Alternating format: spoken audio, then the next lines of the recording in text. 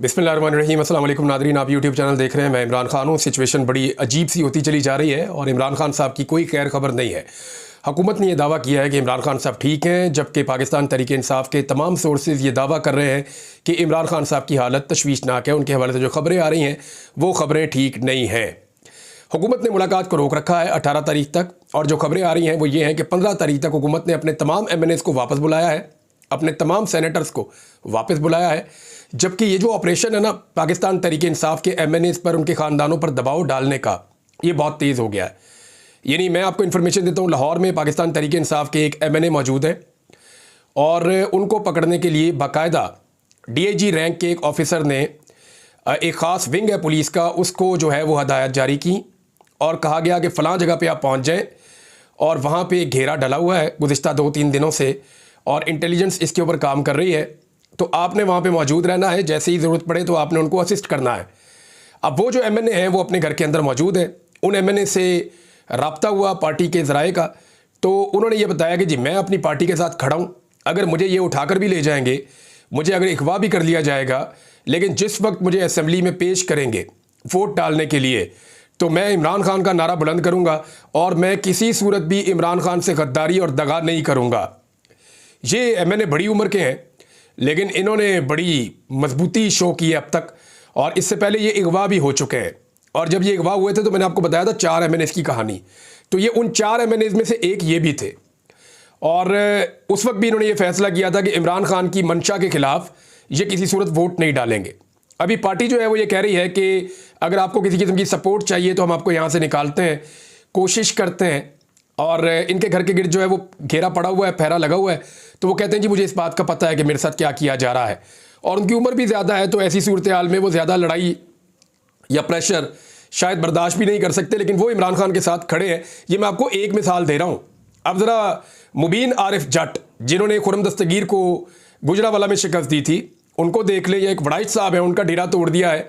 एक और चौधरी साहब है, उनका डेरा भी तोड़ दिया है। जनूबी पंजाब में एक डेरा तोड़ दिया है, घर तबाह कर दिया है।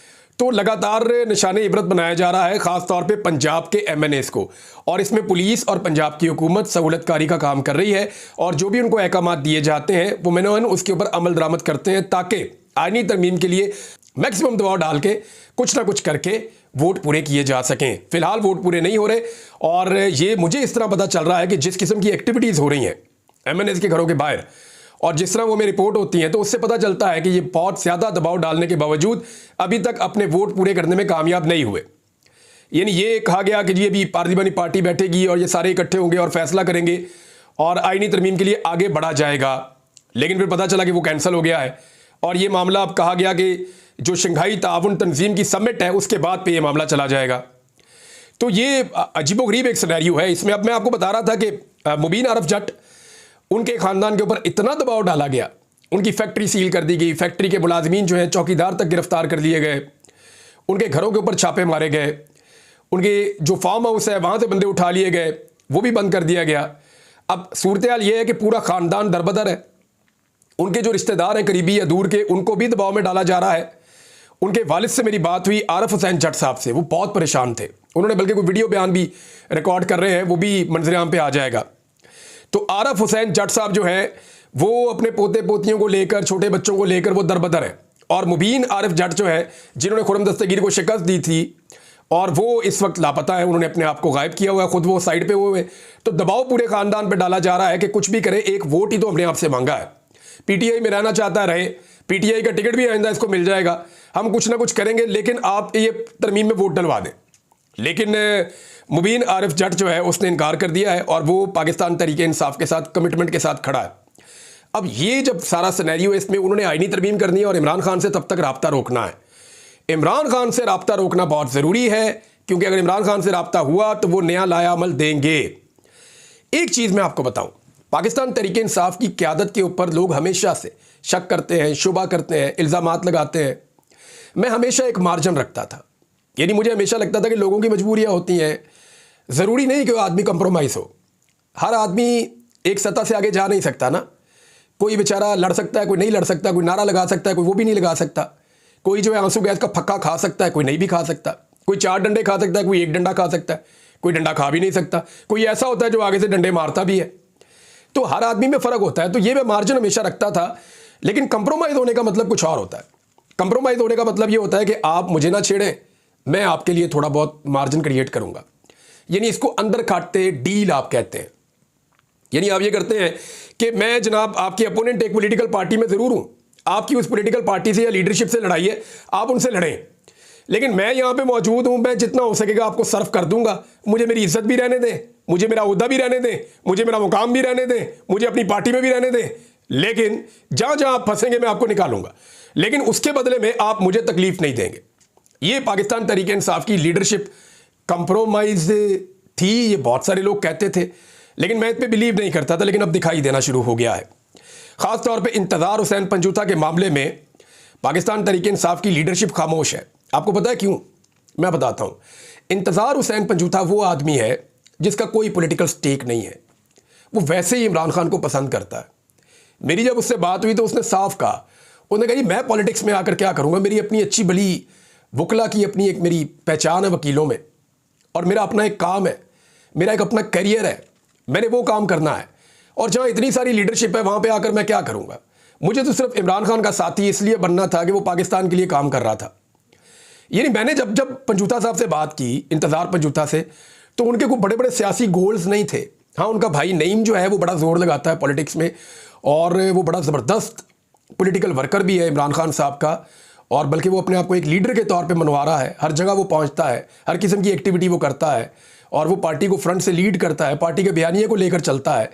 तो वो तो नईम का एक अलग है। लेकिन इंतज़ार हुसैन पंजूता जो है उसका सिर्फ एक मामला था जिस पे पार्टी की लीडरशिप को प्रॉब्लम थी। वो ये था कि वो जो बाहर देखता था या सुनता था या जो इंफॉर्मेशन उसको मिलती थी, वो उसके अंदर जेर ज़बर का इजाफा या कमी किए बगैर वो सीधा जाके इमरान खान को बताता था कि जनाब बाहर ये हो रहा, एग्जैक्ट सिचुएशन ये है। वो किसी का पर्दा नहीं रखता था, क्योंकि इमरान खान को उस पर इस बात का भरोसा था कि ये मुझे हकीकी पिक्चर दिखाएगा। अब वो लीडर है, उसके पास पूरी इंफॉर्मेशन होगी तभी वो कोई फैसला करेगा। लिहाजा इंतज़ार हुसैन पंजूता वो आदमी है जो बाहर की पूरी इंफॉर्मेशन बगैर लगी लिपटी के, कड़वा सच भी है तो हर चीज़ इमरान खान के सामने रख देता है। दूसरा, इमरान खान इंतज़ार हुसैन पंजूता को जो भी इमरान खान ने कहा, जो भी इंस्ट्रक्शन दी, इंतज़ार हुसैन पंजूता ने बाहर आके पार्टी की आदत को एज इट इज़ बता दिया। कोई चीज़ छुपा कर नहीं रखी, कोई चीज़, यानी आपको याद होगा जब एक इशू हुआ था तो पार्टी डिवाइड हो गई थी शेर अफजल मरवत वाले मामले पे, तो इंतज़ार हुसैन पंजूता है, उन्होंने बगैर इस बात की परवाह किए कि लोग उनके बारे में क्या कहेंगे, उनके ऊपर बैकलैश आएगा, उन्होंने डायरेक्टली जो था वो बोल दिया। तो इस आदमी को इस बात की परवाह नहीं थी कि उसको कितना डैमेज होता है या लोग उसके बारे में क्या कहेंगे। उसको सिर्फ ये था कि मैंने इमरान खान को बाहर की दुनिया के साथ जोड़ कर रखना है, पार्टी के साथ जोड़ कर रखना है, और इमरान खान उस पर भरोसा करते थे। अब पार्टी की लीडरशिप में बहुत सारे लोग ऐसे हैं जो ये चाहते हैं कि अंदर से पूरा सच बाहर ना आए, और वो ये भी चाहते हैं कि बाहर से पूरा सच अंदर ना जाए। तो ये एक ऐसा आदमी था, एक ऐसा लिंक था जिसको तोड़ना बहुत ज़रूरी था। तो इंतज़ार हुसैन पंजूता हो गए गायब। अब एक बात आप याद रखिएगा कि पार्टी के अंदर बहुत सारे लोग हैं, आपने देखा होगा एक लफ्ज़ नहीं बोल रहे। अगर वो ना बोले ना अगले 2-3 दिन तक, तो फिर मैं बोलूँगा। मैं बताऊँगा कि इंतज़ार हुसैन पंजूता ने गिरफ्तार होने से पहले या अगवा होने से पहले मुझे एक दिन पहले क्या कुछ बताया था। मुझे क्या कुछ बताया था कि मैंने किस किस बंदे को क्या क्या पैगाम पहुंचाया, और उस बंदे ने आगे से किस किस्म का रद्द-ए-अमल दिया। और वो जो रद्द-ए-अमल है ना, वो जब पाकिस्तान तहरीक इंसाफ के लोग सुनेंगे तो उन्हें पता चलेगा कि कितने लोग कहाँ कहाँ पे बैठे हुए कंप्रोमाइज्ड हैं। मैं अभी भी नहीं चाहता कि कोई किसी पॉलिटिकल पार्टी की अंदरूनी लड़ाई को बढ़ावा दिया जाए, लेकिन एक बात आप याद रखें कि पंजूता साहब को खामोशी से नज़रअंदाज किया जा रहा है और उनके लिए पार्टी आवाज़ नहीं उठा रही। तो पार्टी की आदत को उनके लिए आवाज़ उठानी चाहिए, ख़ास तौर पे उन लोगों को जो इमरान खान का भला चाहते हैं और इमरान खान का राबता पाकिस्तानियों के साथ चाहते हैं। क्योंकि जो लोग ऐसा नहीं चाहते, जो लोग चाहते हैं कि इमरान खान कट जाए, अलग हो जाए, हम मौजे करते रहें बाहर और हमें कोई पूछने वाला ना हो, तो वो लोग कभी आवाज़ नहीं उठाएंगे इंतज़ार हुसैन पंजूता के लिए भी और इमरान खान की बहनों के लिए भी।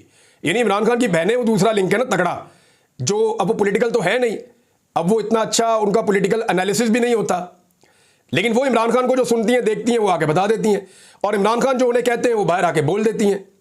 लिहाजा इमरान खान की बहनें जो हैं वो दूसरा लिंक हैं, वो भी अंदर है, और उनके बारे में भी पार्टी कितना जोर लगा रही है ये हम सब देख रहे हैं, और पाकिस्तान तहरीक इंसाफ का कारकुन भी देख रहा है।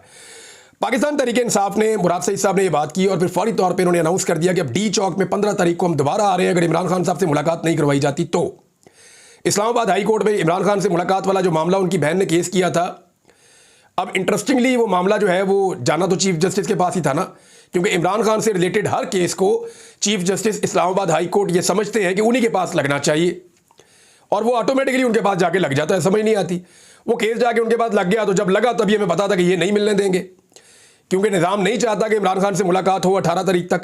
तो उन्होंने कहा जी जब पाबंदी खत्म हो जाए ना तो इनकी मुलाकात करवा दीजिएगा। तो ये फैसला देने की ज़रूरत क्या थी? पाबंदी खत्म होगी तो ऑटोमेटिकली मुलाकात हो जाएगी ना, फिर तो आपको ऑर्डर देने की जरूरत नहीं है। मेरे ख्याल में पाकिस्तान तहरीक इंसाफ को फौरी तौर पे इस ऑर्डर को चैलेंज करना चाहिए, ताकि इसको एक डीबी बैठ के सुनेगी, 2 जजेस सुनेंगे। तो ये जो ऑर्डर दिया है इस्लामाबाद हाई कोर्ट के चीफ जस्टिस ने, अगर तो उन्होंने तहरीरी ऑर्डर जारी कर दिया है तो, क्योंकि बाद का तहरीरी ऑर्डर इसलिए डिले किया जाता है ताकि उसके ऊपर अपील ना की जा सके। तो अगर तो तहरीरी ऑर्डर आ गया तो फौरी तौर पे अपील करनी चाहिए और डबल बेंच के अंदर जाके यही बात करनी चाहिए कि जनाब मुलाकात करवाएं इमरान खान से।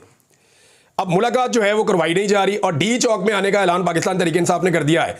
यहां मैं आपको फिर कहूंगा कि रिस्पॉन्सिबिलिटी अली अमीन गंडापुर के कंधों पे आ गई है। वजह यह है कि डी चौक पे जो कुछ हुआ गुज़िश्ता दफा, जितनी ताकत के साथ लोग पहुंचे, जो कुछ अली अमीन गंडापुर ने जोर लगाया, यानी वो भी तारीखी है एक। अगर आप मोटरवे पे इस्लामाबाद एंट्री से पहले, या चले मैं आपको बताता हूं, टूल प्लाजा से पहले वाला अली अमीन गंडापुर कुछ और था और टूल प्लाजा के बाद वाला अली अमीन गंडापुर कुछ और था। ये मैं आपको बड़ी जिम्मेदारी के साथ कह रहा हूं। यानी टूल प्लाजा से पहले जो जिद्दोजहद, जो कोशिश, जो जोर लगाया और जो ब्रूटैलिटी का सामना किया फस्तायत का अली अमीन गंडापुर ने, उसकी मिसाल पाकिस्तान की तारीख में नहीं मिलती। लेकिन टूल प्लाजा के बाद जीती हुई लड़ाई को जैसे हारा और फतह का ऐलान किए बगैर गायब हो गया और सिर्फ पुलिस की गिरफ्तारी से वो छुपता रहा, वो गंडापुर कुछ और था। यानी एक वजीर आला को ये जेब देता है कि पुलिस आपको गिरफ्तार कर दे, मेरे जैसा बंदा हो तो चलो मैं साइड पे हो जाऊं, छुप जाऊं। मेरे घर पे जितनी दफा पुलिस आई है मैंने दरवाजे पे जाके रिसीव किया। यानी मेरे घर पे जब पुलिस आती थी तो मैं कहता था कि मेरे घर के अंदर ना जाए, मुझे ले जाएं, तो मैं जाके पुलिस को दरवाजे पे मिलता था। मैं वजीर आला तो नहीं हूं, लेकिन यहां वजीर आला के अपने घर के अंदर पुलिस आई है और वो छुप गए। मुझे हैरत हो रही है कि एक वजीर आला कैसे छुप सकता है। कोई आम आदमी तो नहीं है, कोई माजा साजा तो नहीं है, कोई गामा तो नहीं है, कोई अलिबे पेते तो नहीं है, कोई जैद और बकर तो नहीं है। भाई वजीर आला एक सूबे का, जब एक सूबे का वजीर आला है तो वो छुप कैसे सकता है पुलिस से? इसको तो चाहिए था पुलिस को आगे फेस करता और जो दरवाजा तोड़ रहा था उसके मुंह पे एक रैप्टा मारता रख के कि भाई तू दरवाजा क्यों तोड़ रहा है वजीर आला उसका, मुझे लेकर जाना, उठाकर लेकर जाओ, मैं देखता हूं तुम मुझे कैसे बंद करते हो। होना तो ये चाहिए था उसूलन, लेकिन मिस कैलकुलेट हो गया। आप यहां पे भी मैं मार्जिन दे देता हूं, जब तक इमरान खान साहब अपना मौक़िफ़ नहीं देते तब तक मार्जिन दे देते। लेकिन मामला यह है कि अब यह सारी लड़ाई अली अमीन गंडापुर के गले पड़ी है, क्योंकि पाकिस्तान तहरीक इंसाफ के वर्कर शदीद मायूस हैं, बहुत मायूस हैं। मैं आपको सीरियसली बता रहा हूं। वो इमरान खान को बाहर निकालना भी चाहते हैं, वो आईनी तरमीम को रोकना भी चाहते हैं, वो अदलिया के साथ खड़े भी होना चाहते हैं, वो सारा कुछ करना चाहते हैं। लेकिन जो पार्टी की क़यादत ने उनके साथ किया डी चौक में, उसके बाद उन्हें सख्त मायूसी है और वो ये सोच रहे हैं जब हमें लीड ही कोई नहीं कर रहा तो फिर हम क्या करें। इमरान खान जेल में, उनसे रब्ता नहीं हो पा रहा। अब या तो मुराद सईद को निकालें और लाकर उन्हें कहें जी सामने आ जाओ। मुराद सईद का प्रॉब्लम आप सबको पता है, 3 बंदे हैं जिन्हें इमरान खान साहब ने कैटेगोरिकली मना किया है कि आप लोगों ने सामने नहीं आना। नंबर 1 मुराद सईद, वो इसलिए कि इमरान खान को इस बात का पता है कि मुराद सईद को पकड़ेंगे और मुराद सईद पे बदतरीन टॉर्चर भी कर सकते हैं और मुराद सईद को शायद मारा भी जा सकता है, ये उनकी पार्टी के लोग भी कहते हैं। और मुराद सईद को अगर इन्होंने पकड़ लिया तो मुराद सईद को एक लिंक बनाएंगे इमरान खान साहब को संगीन मुकदमात में फंसाने के लिए। तो इसलिए इमरान खान साहब की हदायत पे मुराद सईद सामने नहीं आता। नंबर 2 कासिम सूरी। कासिम सूरी वो आदमी है, सच बोलना चाहिए, कि जब असद कैसर साहब ने इनकार कर दिया था इमरान खान साहब को कि जनाब मैं ये नहीं कर सकता, तो फिर कासिम सूरी ने वो किया था और उस वक्त कासिम सूरी ने फैसला सुनाया था और एक रूलिंग दी थी कौमी असम्बली में। ये रूलिंग जो है असद कैसर साहब को देनी चाहिए थी, लेकिन वो उन्होंने नहीं दी ना, वो पीछे हट गए। लेकिन कासिम सूरी ने कहा मैं खान साहब आपके साथ खड़ा हूं, उन्होंने जाके रूलिंग दे दी। उस रूलिंग की बुनियाद पे आज भी इमरान खान साहब को जो है वो गद्दारी का और आइन से गद्दारी का मुकदमा उन पर बनाने की बार बार कोशिश की जाती है। तो उसमें कासिम सूरी को पकड़ के रगड़ा दे के और कोशिश की जाएगी कि इसमें इमरान खान साहब को फंसाया जाए। तो ये दूसरा आदमी है जिसको इमरान खान साहब कहते हैं कि मंजर आम पे बिल्कुल नहीं आना, यानी इनका कंट्रीब्यूशन यही है कि ये सामने ना आए। लेकिन कासिम सूरी पहले पाकिस्तान में थे, फिर अमेरिका में चले गए हैं। वो अभी भी एक्टिविटीज़ कर रहे हैं, वो अपनी पॉलिटिकल पार्टीज के लिए आवाज़ उठा रहे हैं। उनके सारे घर वालों को भी गिरफ्तार कर लिया, उनकी जो प्रॉपर्टी है उस पर भी कब्जा कर लिया, उनका जो कारोबार है वो भी बंद कर दिया। तो कासिम सूरी को तो इन्होंने निशाने इबरत बनाया। इसी तरह मुराद सईद के घर वालों के साथ भी हुआ। मुराद सईद को बहुत लैंडलॉर्ड तो नहीं था, कोई बहुत अमीर आदमी तो नहीं था, लेकिन इसके बावजूद जो कुछ भी था उन्होंने सेक्रीफाइस किया है, उनकी फैमिली को बहुत अजियत का निशाना बनाया है।